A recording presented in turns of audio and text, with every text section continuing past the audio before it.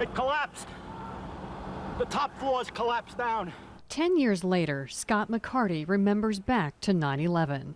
I was lieutenant at Engine 13. I was on duty that time. He never went home and immediately reported for deployment. And they took us directly to the site itself. There's a lot of different emotions going on when we walked up. 9/11 cuts especially deep for Indianapolis firefighters. They knew many of the New York firefighters because Indianapolis hosts the Fire Department Instructors Conference each year. Our hearts were quite heavy. We didn't know. We didn't know if this person had made it, if that person had made it. It still weighs pretty heavy on our hearts right now. So. Doesn't get better with time.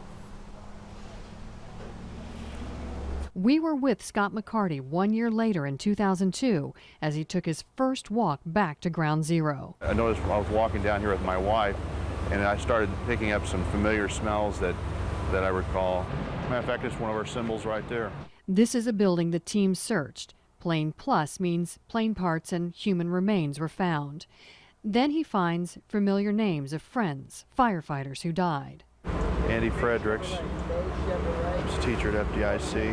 1 year later, and now 10 years later, finding fellow firefighters buried and crushed, trying to save others, is tough. And it was over in this general area here, and we had found a firefighter. They called the New York Fire Department to assist. It was very important for them to go in, pick up their brother, and carry him out. It was extremely important.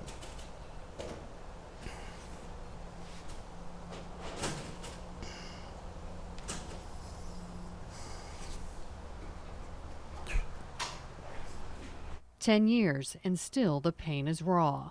You shouldn't forget the acts that these firefighters that died and police officers, they knew those buildings were going to come down, and yet they